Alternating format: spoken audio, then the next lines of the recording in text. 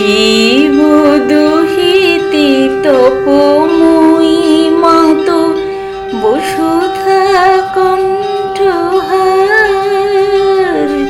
স্বর্গ সোপান চরণে তোমার নিবেদন বারবার, যেন করে গো বসতে মা তোমার তীরে, পান করে তব নির্মল নিরে, তরঙ্গ তব করে দর্শন, তব নাম মনে করে শরণ, তোমারে আঁখিতে আঁকিতে আঁকিতে বিসর্জে তনুভার, ইমম কামনা করো মা পূরণ, নর্মদে জগসার, শিব দুহিতে তপময়ী মাতো বসুধা কণ্ঠহার।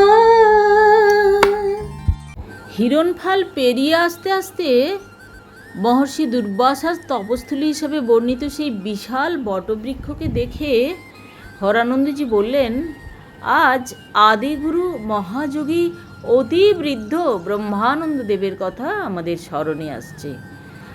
এই ব্রহ্মানন্দ সম্বন্ধে বলছেন মহাপণ্ডিত মনীষানন্দজি। তিনি বলছেন, প্রায় 1900 বছর পূর্বে গঙ্গাসাগর সঙ্গমের কাছে ক্ষুদ্রাকায় কাকদ্বীপে আদিগুরু মহাযোগী অতি বৃদ্ধ ব্রহ্মানন্দদেব বাস করতেন। তাঁর আশ্রমের নাম ছিল আনন্দমঠ। আচ্ছা, এ প্রসঙ্গে বলি, আপনারা হয়তো অনেকেই বঙ্কিমচন্দ্র চট্টোপাধ্যায়ের আনন্দমঠ উপন্যাসটি পড়েছেন। সেখানে যে ওই ব্রহ্মানন্দ দেবের কথা বলা হয়েছে, তিনি যে কত বড় সিদ্ধ তাপস ছিলেন তার আলোচনা পরবর্তী পর্যায়ে আসছে।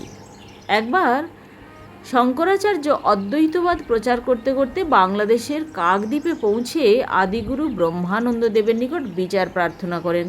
তিনি বলেন, আমি দক্ষিণ দেশ জয় করে রামেশ্বরে শৃঙ্গেরি মঠ প্রতিষ্ঠা করেছি 2648 সালে। ওই মঠের মহাবাক্য হলো তত্ত্বমসি। পশ্চিম প্রদেশ জয় করে 2650 সালে অর্থাৎ 2650 সালে সারদা মঠ প্রতিষ্ঠা করেছি। ওই মঠের মহাবাক্য অহম ব্রহ্মাস্মি। আর্যাবর্তের উত্তরপ্রদেশ অর্থাৎ বদ্রিকার মুক্তিক্ষেত্রে যোশীমঠ বা জ্যোতির্মঠ প্রতিষ্ঠা করেছি 2652 সালে। ওই মঠের মহাবাক্য হলো অয়মাত্মা ব্রহ্ম। এখন আপনাকে বিচারে পরাভূত করে বঙ্গদেশে অদ্বৈত মতের চতুর্থ মঠ প্রতিষ্ঠা করতে চাই। আপনি আমার সঙ্গে বিচারে অবতীর্ণ হন। আচার্য শঙ্করের কথা শুনে মহাযোগী বলেন, বৎস, তাহলে তুমি স্পষ্ট করে বলোই না কেন তোমার বিচার্য বিষয় হলো বেদান্তের অদ্বৈতবাদ? আচার্য বললেন, হ্যাঁ, পূর্বেই স্পষ্ট করে বলেছি, আমার বিচার্য বিষয় হলো অদ্বৈতবাদ।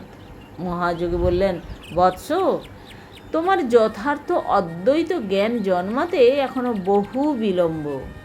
শঙ্কর বললেন, আপনি কি করে তা জানছেন, তা খুলে বলুন। মহাযোগী বললেন, বৎস, প্রকৃত অদ্বৈতবাদ বুঝলে, অদ্বৈত ব্রহ্মতত্ত্বে প্রতিষ্ঠিত হতে পারলে তুমি তোমার এবং আমার মধ্যে কোনো ভেদ দেখতে পেতে না। তুমি এবং আমি যে দুই স্বতন্ত্র জীব, এ বোধ এখনও তোমার যায়নি। তাই তুমি আমাকে বিচার যুদ্ধে আহ্বান করতে পারছো।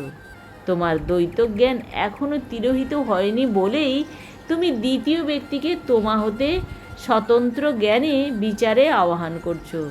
যখন তোমার এই দ্বৈতভাব চলে যাবে, তখন তোমাতে আমাতে সর্বভূতে কোনো পার্থক্য দেখতে পাবে না।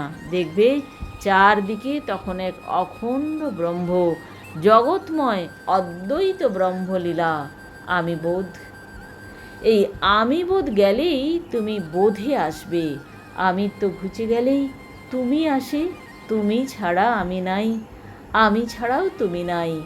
तू तू करता तू ही रहा, मुझ पे तू ही न हो, বলিহারি তেরি রূপ কি, জিত দেখু তিত তু। অর্থাৎ তুমি তুমি করতে করতে আমি তুমিময় হয়ে গেছি। তুমি ছাড়া আর কিছুই দেখতে পাচ্ছি না আমার মধ্যে। তুমি ছাড়া আর কোথাও কিচ্ছু খুঁজে পাচ্ছি না। আমার আমিত্ব লুপ্ত হওয়ায় আমি তোমার স্বরূপত্ব প্রাপ্ত হয়েছি। প্রভু, তোমার রূপের বলিহারই যাই, যেদিকেই দৃষ্টি পড়ে দেখি সেখানেই তুমি। তুমি ছাড়া জগতে আর কিছু নাই। মহাযোগীর কথার মর্ম উপলব্ধি করে শঙ্করাচার্য অভিভূত হয়ে পড়েছিলেন।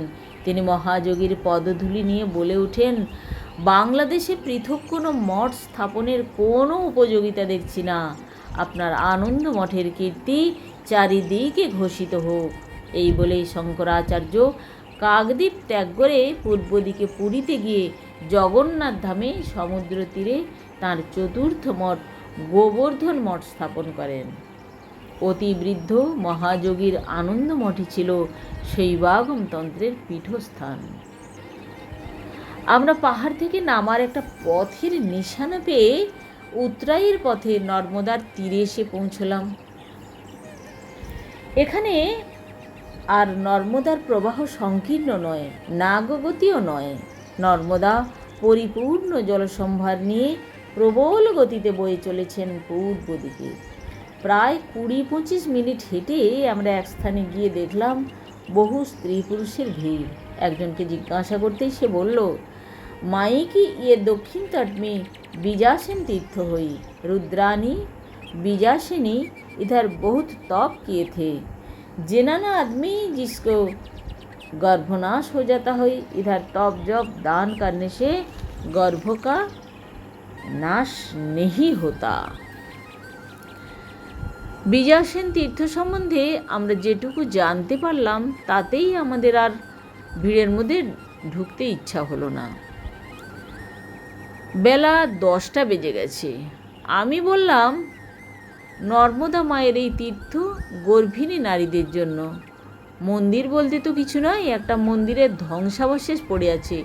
তবুও এত নারী পুরুষের ভিড় দেখে মনে হচ্ছে ভক্তরা হয়তো এখানে প্রত্যক্ষ ফল লাভ করে। আমাদের এখানে অপেক্ষা করার কী প্রয়োজন, এগিয়ে গেলেই তো হয়। কিন্তু আমার কথা শেষ হতে না হতেই হরানন্দজি ত্রিদেবানন্দকে সঙ্গে নিয়েই দ্রুত পদে গিয়ে ঢুকে গেলেন ভিড়ের মধ্যে। প্রায় মিনিট 10 পরেই ফিরে এলেন হাসতে হাসতে। এসেই নিজেদের ঝোলা গাঁটরি তুলে নিয়ে হাঁটতে থাকলেন পাহাড়ি জঙ্গলের দিকে। আমরা তাদেরকে অনুসরণ করলাম। জঙ্গলের মধ্যে ঢুকে হাঁটতে হাঁটতেই হরানন্দজি বলতে লাগলেন, আমি ভালোভাবেই জানি হে যে আমাদের মধ্যে কেউ গর্ভিণী নাই, আর কারো গর্ভিণী নারীর সংস্পর্শে আসারও সম্ভাবনা নাই। বলেই হাসতে হাসতে হোঁচট খেলেন। তার গাঁটরি ছিটকে গিয়ে পড়ল জঙ্গলের মধ্যে। জ্যোতির্ময় আনন্দজি বহু কষ্টে গাঁটরিটি কুড়িয়ে আনলেন। গাঁটরিটি হাতে নিয়ে হাঁটতে হাঁটতে বলতে লাগলেন, হরানন্দজি, পুরোহিতজির কাছে জেনে এলাম পাহাড়ের এই ঢাল দিয়ে 3 মাইল হেঁটে গেলেই আমরা নর্মদার তটেই ভৌতি নামে একটা গ্রাম পাবো। সেখানে সৈয়দ বা গৌরবার্তা নামক একটা পাহাড়ি নদীর সঙ্গম হয়েছে নর্মদার সঙ্গে। সেই সঙ্গমস্থলের নিকটেই অনঙ্গেশ্বর মহাদেবের মন্দির আছে, মায়ের কুঠার আছে। মায়ের কুঠার বলতে মায়ের কুড়ুল নয়, বড়বাণীর রাজার তরফ থেকে পরিক্রমাবাসীদের জন্য সদাবর্ত আছে। সেখানে গিয়ে আমরা কিছু না কিছু খাদ্যবস্তু সংগ্রহ করতে পারবো। সঙ্গে তো কোনো খাবার নাই। হিরণফালে পৌঁছে আমাদের শেষ সম্বলে ছাতুও নিঃশেষ হয়ে গেছে। বিজাসেন তীর্থের উৎপত্তি সম্বন্ধেও ইন্টারেস্টিং কাহিনী শুনে এলাম। বশিষ্ঠ সংহিতাতে নাকি আছে। আমরাও সবাই জানি রাবণ মহাদেবের পরম ভক্ত ছিলেন। তিনি একবার একাদশ রুদ্রাণীর খুব ভক্তি সহকারে পূজা করেন। রুদ্রাণীরা তাঁর পূজায় তুষ্ট হয়ে তাকে বর দিতে চাইলে রাবণ এক অদ্ভুত বর প্রার্থনা করে বসেন, আমাকে এমন এক কন্যা দান করো যে লঙ্কায় প্রতিটি নারীর গর্ভ নষ্ট করে দিতে পারে। রুদ্রাণীরা সেই বরই তাকে দেয়। ফলে বিজাসেন নামে এক রুদ্রাণী কন্যারূপে জন্মগ্রহণ করে লঙ্কার প্রতিটি গর্ভিণীর গর্ভ নষ্ট করে দিতে থাকে।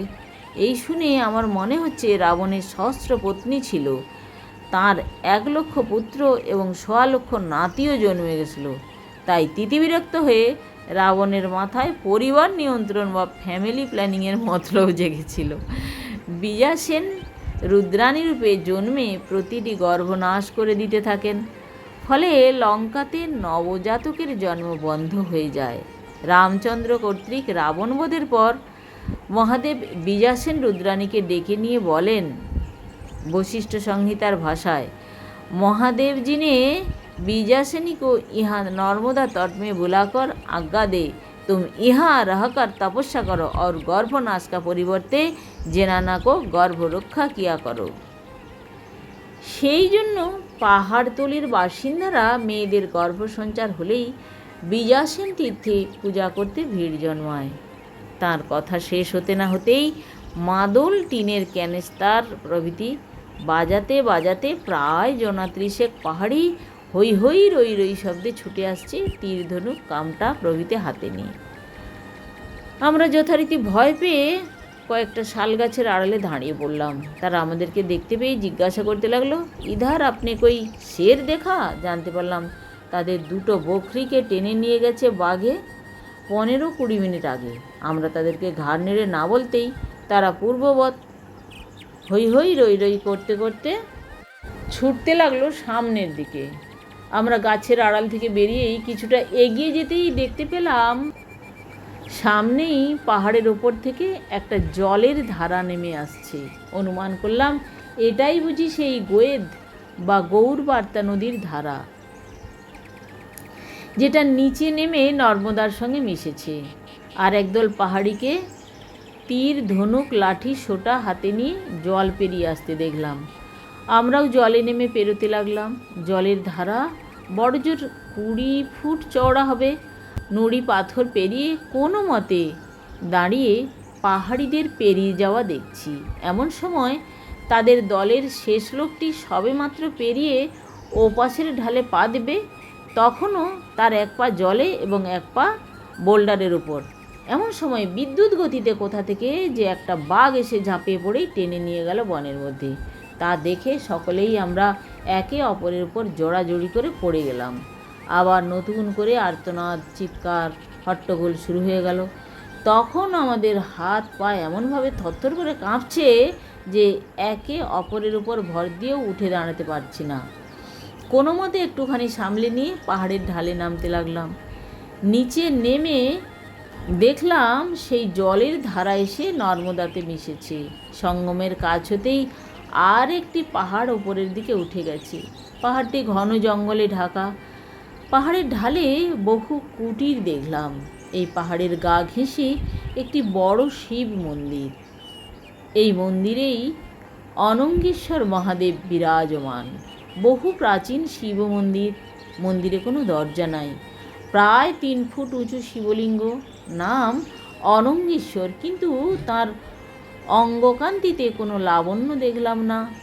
ধূসর বর্ণের শিবলিঙ্গ, কিন্তু ললাটে অর্ধচন্দ্রটি বড়ই উজ্জ্বল।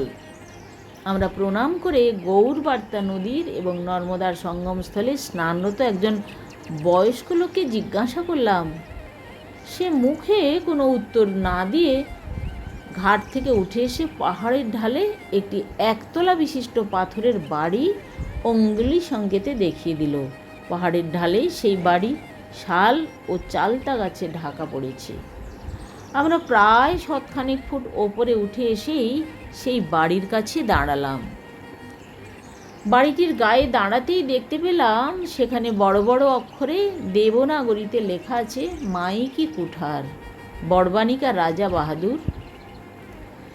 হরানন্দজি বললেন, চোখের সামনে একটা জলজ্যান্ত মানুষকে চোখের পলক ফেলতে না ফেলতেই বাঘ ঝাপটা মেরে নিয়ে গেল। সেই দৃশ্য দেখে এখনও আমার বুকের কাঁপুনি থামেনি। যা চাইবার তোমরা চেয়ে নাও, এই বলে তিনি বসে বললেন পাথরেরই ওপরে। ত্রিদিবানন্দ এবং মহানন্দ স্বামী এগিয়ে গিয়ে হরনর্মদে ধ্বনি দিয়ে দাঁড়ালেন মাইকি কুঠারের দরজার সামনে। সেখানে ঘরের ভিতর 4 জন লোক, ঘরের বাইরে জনা 6, তাদের মধ্যে খাকি জামা এবং লাল হাফ প্যান্ট পরা একজন লোকের হাতে একটা বন্দুকও আছে দেখলাম। সেই বোধহয় এখানকার পাহারাদার। ঘরের ভিতর থেকে একজন লোক জিজ্ঞাসা করলেন, স্বামীজি क्या पाएंगे, बाजरा का आटा या ছাতু? ত্রিদিবানন্দ উত্তর দিলেন, ছাতু। লোকটি ত্রিদিবানন্দের ঝোলায় 3 ছাতু ঢেলে দিলেন। রঞ্জন ওই সময় মহানন্দ স্বামীকে বলল, বেলা 12টা বেজে গেছে, এখানে রাত কাটাবার কোনো জায়গা মিলবে কিনা জিজ্ঞাসা করুন না। মহানন্দ স্বামী একজন বয়স্ক লোককে জিজ্ঞাসা করতে সে বলে উঠল, हमारा औरंगेश्वर महादेव का मंदिर का पास में ही एक कोठी था, वो अभी गिर गया। बड़वानी का राजा अभी अच्छी तरह से देखभाल नहीं करता है, नहीं तो आप लोगों ने इधर ठहर सकते थे, लेकिन अभी तो ठहरने को जगह नहीं हुई। इधर से सिर्फ 2 मील यही ढाल में सीधा चल जाने से आपको मेघनाथ तीर्थ मिलेगा, वही मंदिर में आपको जगह जरूर मिलेगा। आप लोगों ने हमारा औरंगेश्वर भगवान जी का दर्शन किए तो?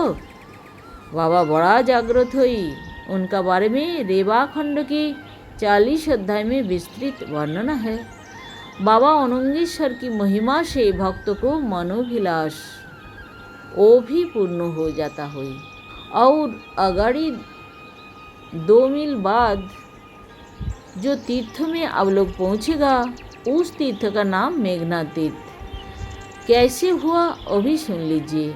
इस संबंध के रेवाखंड में 56 अध्याय में कहा हुई, त्रिभुवन जयी परम शैव राक्षसराज रावण और मंदोदरी जी का पुत्र मेघनाथ है। पिता की सदृश वो भी शिव भक्त थे। उन्होंने विंध्य पर्वत पर घोर शिव साधन की।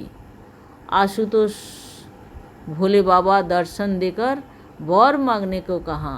मेघनाथ जी यही वर मांगा, मैं आपको सेवा में ही संलग्न रहूं। इससे प्रसन्न होकर शिव जी उसी पूजा के निमित्त अपनो 2 शिवलिंग दिया। मेघनाथ उन्हें लिए हुए आकाश मार्ग से प्रसन्नतापूर्वक लंकापुरी को जा रहा था। जब विंध्य पर्वत से नर्मदा जी को पार करने लगा, तब उसका हाथ से एक शिवलिंग छूटकर नर्मदा जी की धारा में गिर पड़ा। इसे नर्मदा जी की कृपा समझकर उसने उसी स्थान पर शिवलिंग की स्थापना की हुई। ভদ্রলোককে দেখে মনে হলো বকবক করতে বেশি ভালোবাসেন, আরও হয়তো কিছু বলতেন, কিন্তু 4-5 বছরের একটি বাচ্চা ওই সময় দাদি দাদি বলতে বলতে এসে জড়িয়ে ধরতেই তিনি পোতা হই বলেই তাকে কোলে নিয়ে মাইকে কুঠারের পেছনে শশব্যস্তে চলে গেলেন। তাঁর চলার পথ অনুসরণ করে আমরা দেখতে পেলাম সদাবর্তের পিছনেই 3টি বিল্লবৃক্ষের তলায় 3টি খাপরেলের কুঠি। সেখানেই অনঙ্গেশ্বরের পূজারী সপরিবারে বাস করেন। পুরোহিতের নাতিই আমাদের রক্ষা করল।